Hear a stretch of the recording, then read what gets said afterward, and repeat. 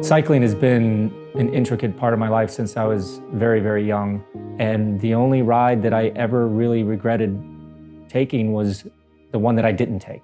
But when I was about 15 years old, I had an abnormal high heart rate.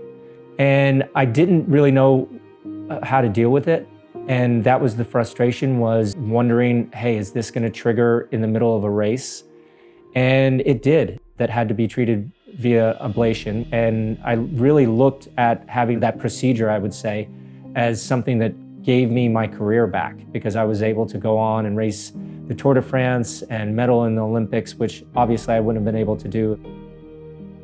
In 2018, I was out for a ride with my buddies here in Greenville, and all of a sudden something triggered, and it was almost denial, because I'm like, wait a second, it's been 20 some odd years since I've had this. But it started happening more and more frequently. And that's when I was put in contact with Dr. Manfredi. We initially prescribed current day monitoring devices that you place electrodes on your chest and then record arrhythmias. So I kept taking it out, and time after time, there was a sensor issue or an application issue, and we couldn't do it. And Dr. Manfredi was pretty honest, because I had the bill from this agency that rented this apparatus. And I was just like, I'm just disappointed that I spent this money on this recording device and we didn't even get an answer. More and more people use wearable devices to track their health.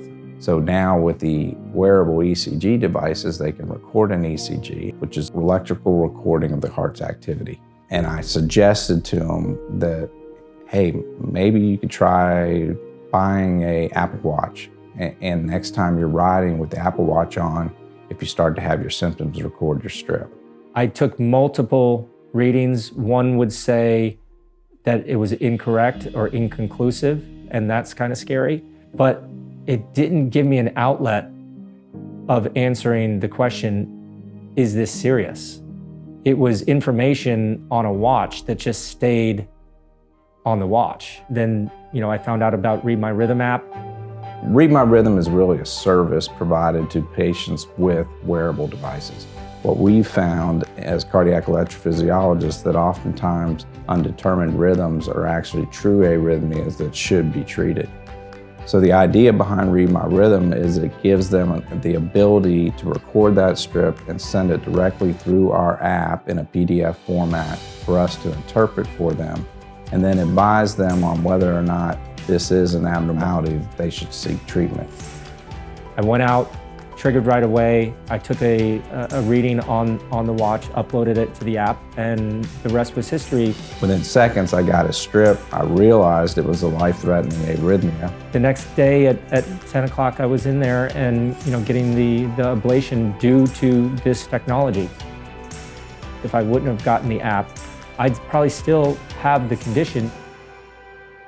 It removes all the red tape, and you can do it from your living room, your office. This is a very subtle way of taking care of your heart health.